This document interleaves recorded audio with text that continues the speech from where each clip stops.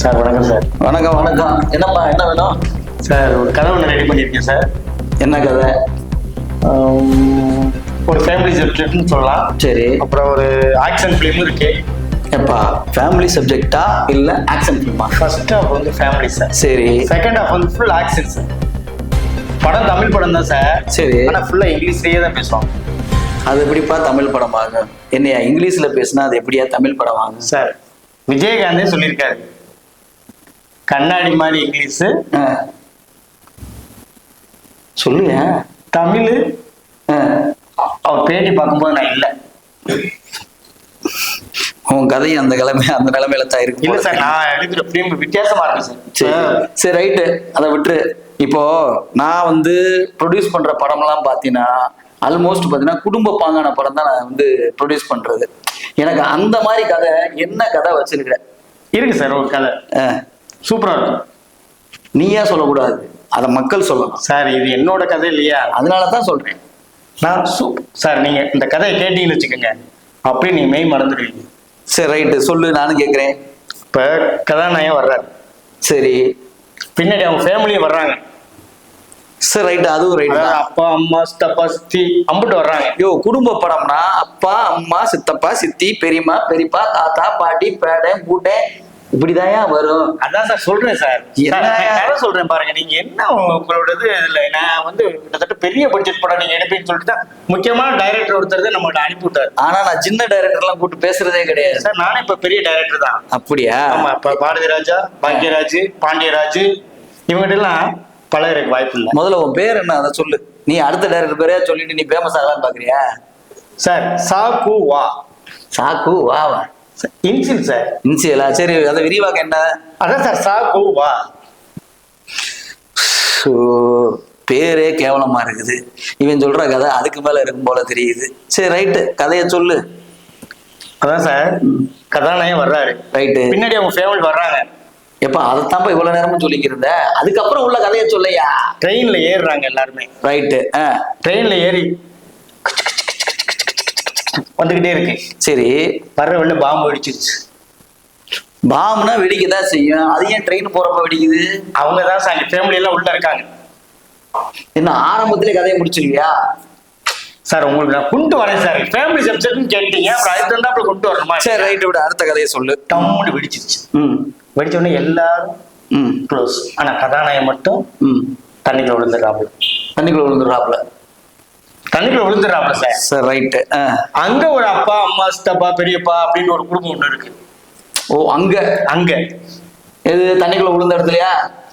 தண்ணிக்குள்ள விழுகிறாரு சார். ஆமா. அப்ப அந்த வழியா கப்பல்ல ஒரு வர்றாங்கல்ல கப்பல்ல அவங்க பாக்குறாங்க, ஆஹா பையன் மேல இருந்து. இப்ப நீ சொன்ன ட்ரெயின் ஆத்து மேல பாலத்துல போச்சா இல்ல கடல் மேல உள்ள பாலத்துல போச்சா?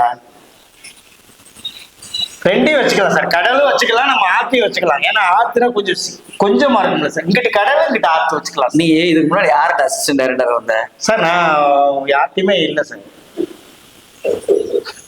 அதுதான் என் பிரச்சனையே. இப்போ உன்னையும் கதை சொல்றதுக்கு கூட்டு வந்து உட்கார வச்சு இதுல வேற நீ கதை சொல்றத கதை நினைச்சு வேற கேக்குறேன் பாரு சார். நான் தான் முட்டா பையன். இல்ல சார், இந்த படத்தை நீங்க மட்டும் எடுத்தீங்கன்னு வச்சுக்கோங்க, சில்வர் டூப்ளி. ஏற்கனவே சில்வர் தட்டுல தான் பிச்சை எடுக்காத குறையா இருக்கேன். இதுல வேற நீ வந்து சில்வர் சூப்புலின்னு வேற சொல்ற சார். நீங்க அடுத்த கதை அடுத்தப்பல கேளுங்க. நீங்க எடுத்தவொடனே நீங்க நிப்பாட்ட கூடாது. இப்ப விஜய் எல்லாம் பாத்துருக்கீங்கன்னு வச்சுக்கோங்க, இங்க பாருங்க ஃபுல் ஸ்கிரிப்ட் ஃபுல்லா கேட்டுருவாப்ல. கடைசியா சொல்லுவாப்ல படம் பிடிச்சிருக்கு, அதனாலதான் கடைசி அரசியல் வந்திருக்காப்ல அவரு. சார் நான் அவரை வச்சுதான் படம் எடுக்கணும்னு நினைச்சுக்கிட்டு இருந்தேன். அதனாலதான் நல்ல வேலை தப்பிச்சிட்டாரு அவர் போயிட்டாரு. அடுத்து அஜித்தை வச்சு எடுக்கலாம்னு நினைச்சுக்கிட்டு இருந்தேன். கடைசியில் அவர் வேஸ்க்கு போயிட்டான். ஆமா ஆமா உண்மைதானே. உன் கதையை கேட்டா எல்லாரும் அந்த பக்கம் ஓடத்தான் செய்யணும். கடைசியில விக்ரம் வச்சுதான் படம் எடுக்கலாம்னு நினைச்சேன். கண்டிப்பா விக்ரம் வச்சு எடுத்துறாங்க. வயசு ஆயிடுச்சுட்டாங்க. அதான் உண்மை. நான் எடுக்கிறது வந்து ஃபேமிலி சப்ஜெக்ட்னால இதுக்கு வேணாம் அப்படின்னு சொல்லிட்டு ஒரு நல்ல ஒரு கதாநாயகனை தேடி இருக்கும் போது கடைசியில் யாருமே கிடைக்கல. சரி. கடைசியில் நானே நினைச்சேன். கதையும் சரியில்லை, இவன் முகரையும் சரியில்லை. ஆனா இவன் கதாநாயகன் சொல்றேன், எனக்கும் ஒன்னும் புரியல. இவனை காசை போட்டு படம் எடுத்தா கடைசியில கஞ்சிக்கு கூட வழி இருக்காது போல தெரியுது. ஷூ கொடுமையே. நீங்க அடுத்ததை கேட்கலையே. ஏப்பா இதை கேட்டதுக்கே என்ன பாதியில தலைவலி வந்துருச்சு. கப்பல்ல வர்றதெல்லாம் கீழே வலி வந்துருமியா? இல்ல சார், கப்பல்ல வர்றது. சரி சொல்லு. அந்த கப்பல்ல வந்துகிட்டு இருக்காங்க பாருங்க. அப்ப அந்த பையன் தவிச்சுக்கிட்டு இருக்கா தண்ணியில. யார் அந்த பையன்? அதான் சார் கதாநாயகி. சார் எவ்வளவு பெரிய சீக்கிரட் வச்சிருக்க நீ. அந்த கதாநாயகி அப்படி அந்த இடத்துல அப்படியே ஒரு கேமரா கொண்டு போறோம். எப்படி கொண்டு போறோம்னா ஹெலிகாப்டர் மூலியமா. நீ சொல்றத பார்த்தா நான் குடும்ப படம் எடுக்க கோடீஸ்வரன் படம் தானே எடுக்கணும் சார். நம்ம தண்ணிக்குள்ள போய் ஒரு இதில் எடுக்க முடியாதுல்ல சார். நம்ம மேல எடுத்துக்கிட்டு அப்படியே ஆங்கிள் எடுத்து வச்சுக்கோங்க, ஃபுல் ஸ்கிரீன் வந்துடும். அப்ப அந்த தண்ணிக்குள்ள மட்டும் அவர் இருக்காப்புல. அப்படியே அவர் அப்படியே அங்கிட்டு பார்க்கும்போது ஃபேமிலி சப்ஜெக்டோட அவங்க வர்றாங்க. சார் அவங்க வர்றாங்கல்ல சார், வர்றதுல அங்க ஒரு பொண்ணு இருக்கு. அதுதான் கதாநாயகி. கடல் பிள்ளையா? அந்த கப்பல்ல வருது சார் கதாநாயகி. சரி ரைட்டு. அதுக்கு நீ எந்த கதாநாயகியை தேர்ந்தெடுக்கணும்னு நினைக்கிற? சார் இப்ப நயன்தாரா வந்து இப்போதைக்கு இப்போ அவங்க ஓரளவு வேற மாதிரி போய்கிட்டு இருக்காங்க. சரி. சமந்தாவும் கல்யாணம் ஆனதுல இருந்து இப்ப மார்க்கெட் இல்லாம ரொம்ப இதா இருக்காங்க. சம்பந்தம் இல்லாம இருக்காங்கன்னு சொல்ல வர்றேன். ஆமாப்பா, அவங்களும் இல்ல. பிரியாமணி அவங்க பழைய எல்லாம் அவங்க அழிச்சு போயிட்டாங்க. இப்ப வந்து சார் புதுசா ஒரு பொண்ணு போடலான்னு இருக்கேன். சரி சொல்லு, இப்ப எந்த கதாநாயகி போலான்னு நினைக்கிறேன்? கேரளாவில இருந்து ஒரு இறக்குமதி. இறக்குமதி. உங்களுக்கு கேரளா குட்டி தான் பிடிக்கும். எந்த அம்மே நல்லா இருக்கு சார். கதாநாயகி நானு, கதாநாயகி அவங்க. கருப்புல டிவியை பார்க்க சொல்ற. சரி ரைட்டு. சார் நீங்க மட்டும் ஒரு கிட்டத்தட்ட ஒரு 135 கோடிக்கு மேல செலவு பண்ணிட்டீங்கன்னு வச்சுக்கோங்க. அப்படி படம் பயங்கரமா பின்னாடி பேசப்படும் சார். நீ கதாநாயகனா நடிச்சு கேரளால இருந்து இறக்குமதி பண்ண பார்த்தா ரெண்டுக்கு எப்படி தெரியுமா இருக்கும்னு நினைக்கிறேன்? கருவாடுக்கும் கட்லா மீனுக்கும் சம்பந்தமே இல்லாம இருக்கும் சார். இப்ப அப்படியெல்லாம் பாத்தீங்கன்னா சூரி படம் எடுத்தாப்புல. சரி. அவரு அவ்வளவு பெரிய அழகெல்லாம் கிடையாது, ஏதோ காமெடி பண்ணிக்கிட்டு தெரிஞ்சாரு, நல்ல வருமானம்லாம் வந்துச்சு. இப்ப இடையில வந்து கதாநாயகன் போட்டு 2 படத்தோட நிற்கிது இன்ன வரைக்கும். அதெல்லாம் பேசாதையா. அவரு காசை போட்டு எடுத்தாரு, அவர் நடிச்சுட்டு போறாரு. காசு போறதுக்கு நான்ல சார். கதை நான் எவ்வளவு ஸ்கிரிப்ட் கொண்டு வந்திருக்கேன், நீங்க என்ன அப்படி பேசிக்கிட்டு இருக்கீங்க?